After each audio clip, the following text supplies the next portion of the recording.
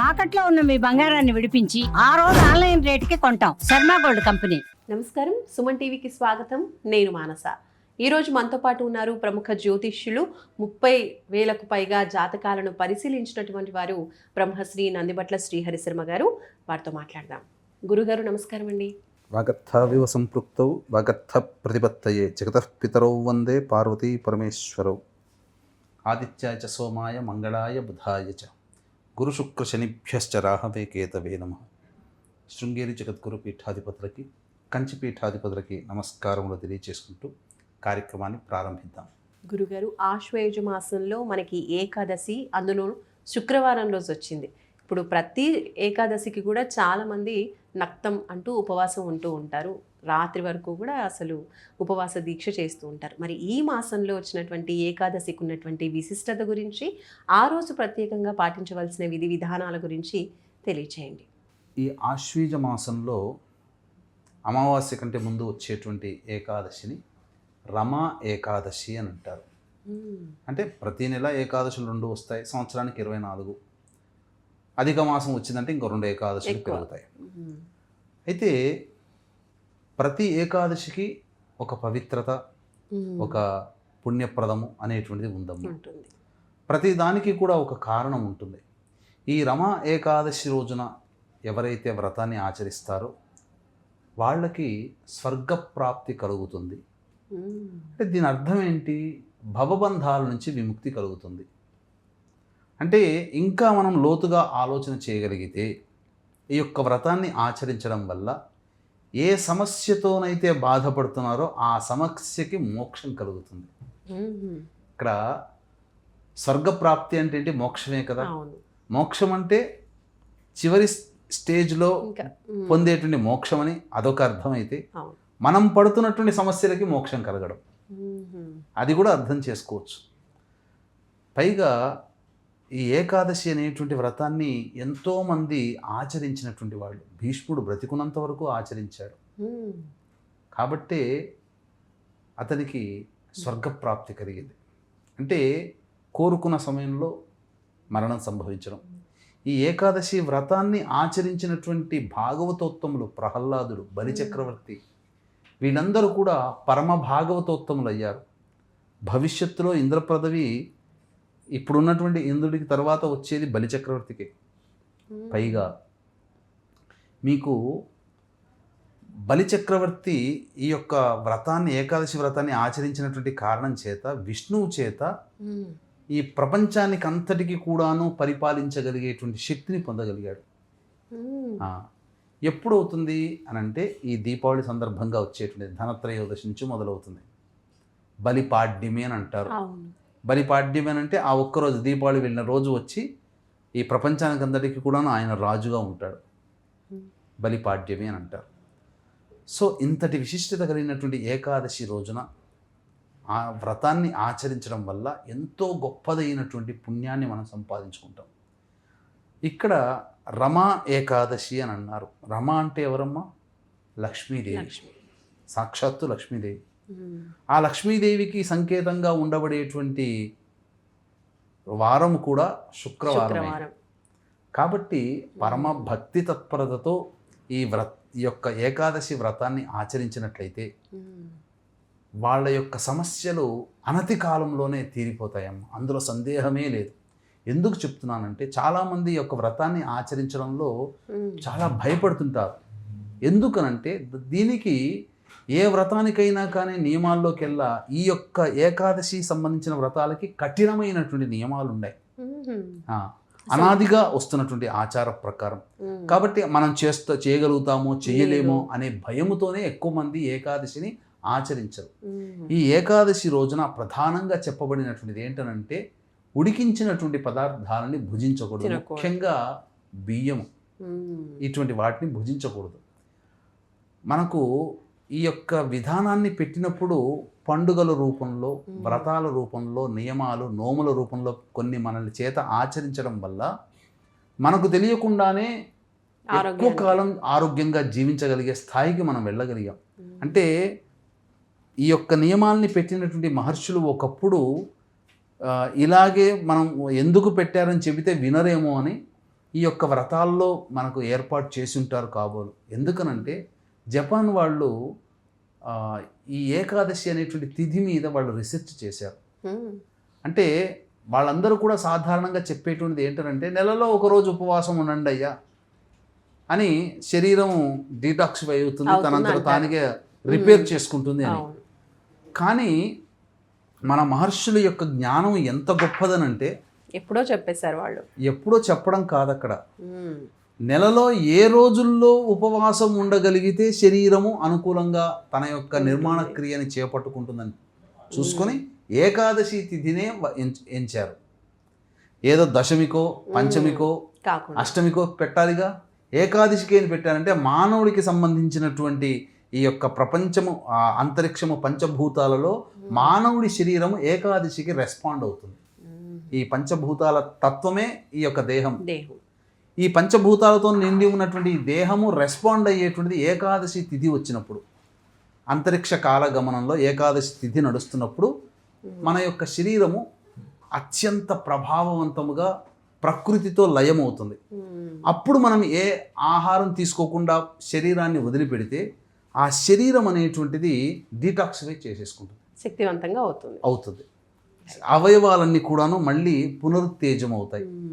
ఇదే విధానం ఏకాదశిలో చెప్పబడి ఉంది. మరి ఇంతటి విశిష్టత ఉన్న ఏకాదశి రోజు ఎలాంటి నియమాలు పాటించాలంటారు గురుగారు? ఇటువంటి గొప్పదైనటువంటి ఏకాదశి తిథి రోజున ప్రధానంగా ముందు రోజు నుంచే దీని యొక్క నియమాలు అనేటువంటి పాటించాలి. అనగా దశమి, ఏకాదశి, ద్వాదశి తర్వాత రోజు ఈ 3 రోజుల పాటు మాంసాహారము, మద్యపానము, ధూమపానము, దాంపత్యము పనికిరాదు. బ్రహ్మచర్య నిష్ట కలిగినటువంటి వ్యక్తి ముందు రోజే అల్పాహారం తీసుకోవాలి. తీసుకొని శయన కటిక నేల మీదైనా పడుకోవచ్చు, మామూలుగా పడుకోవచ్చు. సూర్యోదయం కంటే ముందే లేచి కాలకృత్యాదులన్నీ తీర్చుకొని చక్కగా ఆవు నేతితో విష్ణు విగ్రహానికి, విష్ణు చిత్తపటం దగ్గర దీపారాధన చేయాలి. చేసి విష్ణు సహస్రనామ పారాయణం చేసి దానిమ్మ పండు, 2 అరటి పండ్లు, ఆవు పాలు నైవేద్యంగా పెట్టాలి. ఏవైనా కానీ శక్తి కొలది పెట్టాలి. శక్తికి మించి ఆడంబరంగా చేయాల్సింది లేదు. ఇక ఆ రోజంతా కూడా వీలైతే దగ్గరలోని విష్ణు సంబంధమైనటువంటి వెంకటేశ్వర స్వామి, కృష్ణుడు, రాముడు, లక్ష్మీ నరసింహస్వామి ఇలా దేవాలయాలు ఉంటే వెళ్ళి స్వామిని దర్శనం చేసుకొని స్వామికి అర్చనాభిషేకాదులు జరిపించుకొని ఇంటికి తిరిగి వచ్చి విష్ణునామస్మరణ చేసుకుంటూ ఆ రోజంతా ఉండాలి. తిరిగి మళ్ళీ సాయంకాలం ప్రదోషకాల సమయంలో మళ్ళీ కాలకృత్యాదులు తీర్చుకొని తులసి చెట్టు దగ్గర ఆవు నేతితో దీపారాధన చేసి విష్ణు సహస్రనామ పారాయణం మళ్ళీ చేయాలి. చేసి ఆ రోజంతా కూడా నారాయణ నామస్మరణ చేసుకుంటూ జాగారం చేయాలి. ఇలా చేసి ద్వాదశి తిథి రోజున ఈ యొక్క వ్రతాన్ని సమాప్తి చేయాలి. దీనికి కూడా విధానం చెప్పబడి ఉంది. వీక్షించేటువంటి ప్రేక్షకులకు కూడా ఈ 18వ తారీఖు రోజున శనిత్రయోదశి, ధనత్రయోదశి 2 ఒకే రోజు కలిసి వచ్చినటువంటి అద్భుతమైనటువంటి, పైగా ద్వాదశి తిథి ఉంది, మళ్ళీ ఈ సంబంధించినటువంటి త్రయోదశి తిథి ప్రదోషకాలం శనివారం నాడు ఉన్నది. పైగా చక్కటి ఉత్తర నక్షత్రం, ఇది చాలా గొప్పదైనటువంటిది. అంటే రవికి సంబంధించినటువంటి నక్షత్రం కావున ఆ రోజున మీ జాతకరీత్యా కలుగు విద్య, వివాహ, ఉద్యోగ, దాంపత్య, అనారోగ్య సమస్యల నివారణకి శని అంటేనే గత జన్మ కర్మదోషాలు అనుభవింపచేస్తాడు. ఏలినాటి శని, అష్టమ శని, అర్ధాష్టమ శని, కంటక శని, యోగ శని, దాంపత్య శని నడుస్తున్నటువంటి మేష, మిథున, కర్కాటక, సింహ, కన్య, వృశ్చిక, ధనుసు, కుంభ, మీన రాశుల్లో జన్మించినటువంటి వారికి శనిదోష నివారణార్థమై శనిదోష నివారణ హోమాలు, అఘోర పాశుపత మంత్ర హోమాలు, అలాగే ధనత్రయోదశి లక్ష్మీ అనుగ్రహం కాబట్టి లక్ష్మీ కుబేర అనుగ్రహము కోసం లక్ష్మీ కుబేర హోమము మరియు కర్మదోష నివారణ హోమాలు అనేటువంటి జరిపించి శక్తిపాతం చేసినటువంటి కరుంగలి మాల ఇవ్వడం జరుగుతుంది. సాయంత్రం 6 గంటలకి ప్రారంభమవుతుంది. 18వ తారీఖు రోజున 5 గంటల లోపల మీ గోత్రనామాదులు నమోదు చేసుకోవచ్చు. అవకాశం ఉన్న వాళ్ళు కార్యక్రమ తదనంతరం కాంటాక్ట్ చేసి పూర్తి వివరాలు తెలుసుకోవచ్చు. ఇక ద్వాదశి రోజున వీలైతే ఆ రోజంతా కూడాను జాగారము చేసిన తర్వాత ద్వాదశి రోజున తెల్లవారుజామునే కాలకృత్యాదులు తీర్చుకొని తులసి చెట్టు దగ్గర ఆవు నేతితో దీపారాధన చేసి విష్ణు సహస్రనామ పారాయణం చేసి సాత్వికమైనటువంటి ఆహారాన్ని గృహంలో ఏర్పాటు చేసుకోవాలి, వండుకోవాలి. ఆ వండినటువంటి పదార్థము విష్ణు భగవానికి కొంత నైవేద్యంగా పెట్టి మిగిలినది కొంత ఎవరికైనా అనాథలకి, అభ్యాగతులకి లేదా బ్రాహ్మణుడు వచ్చి తింటే బ్రాహ్మణుడికి భోజనం ఆది కార్యక్రమాలు జరిపించాలి. కానీ ఈ రోజుల్లో ఎవరు వస్తున్నారో మా ఇంటికి భోజనానికి రండి అంటే నీ పాపం పోగొట్టుకోవడానికి మమ్మల్ని పిలుస్తావా, నీ పాపం మేం తినాలా అనేవాళ్ళు కూడా ఈ రోజుల్లో ఉన్నారు. కాబట్టి అందరూ దొరకకపోవచ్చు, రాకపోవచ్చు. అటువంటి సందర్భంలో ఏదైనా కానీ సర్వజీవుల యందు కూడాను ప్రాణమే ఉన్నది. కాబట్టి మిగతా జీవులకి వీలుగా ఉండేటువంటి మంచినీరు, వాటికి సంబంధించినటువంటి పక్షులు, జంతువులు తినడానికి ఆహారం ఏర్పాటు చేసి ఇంటికి వచ్చి కాళ్ళు చేతులు కడుక్కొని తాను భోజనం చేయాలి. ఇది వ్రత విధానము అనేటువంటిది.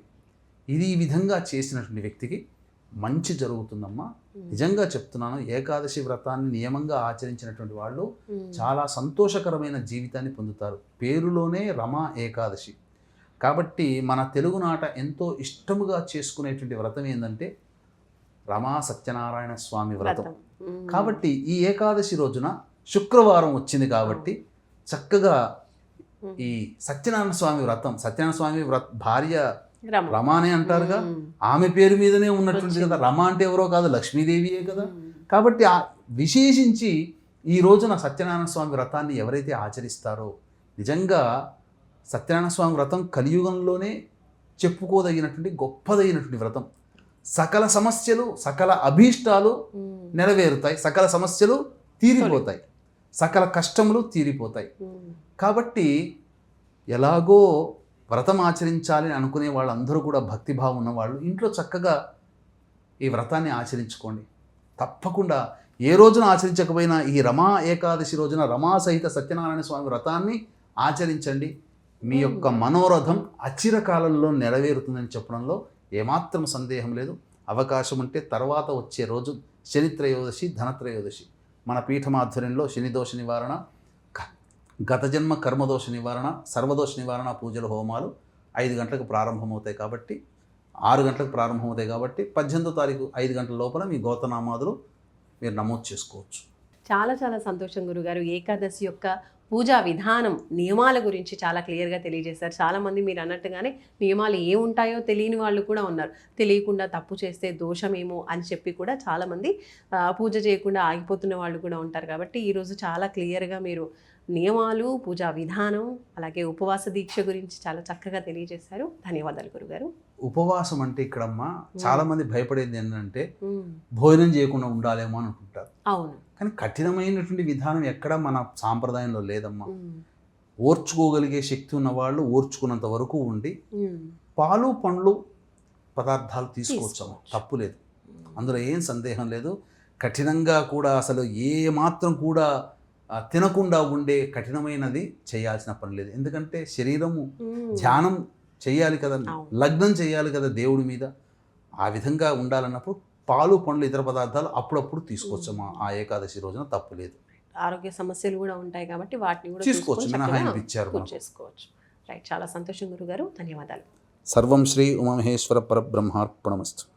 చూసారు కదండి, ఆశ్వేజ మాసంలో వచ్చినటువంటి ఏకాదశి శుక్రవారం రోజు వచ్చింది. అలాగే రమా ఏకాదశి అని కూడా అంటున్నారు. కాబట్టి ఈరోజు చక్కగా గురుగారు చెప్పిన విధంగా పూజా విధానం, అలాగే నియమాలు పాటించి ఏకాదశి పూజా విధానం అనేది పాటించండి. తప్పకుండా సమస్యలు తొలగిపోతాయి అని గురుగారు తెలియజేస్తున్నారు. కాబట్టి తప్పకుండా ఈ నెలలో వచ్చినటువంటి రమా ఏకాదశి రోజు ఈ విధానాన్ని పాటించండి. చూస్తూనే ఉండండి సుమన్ టీవీ. నమస్కారం.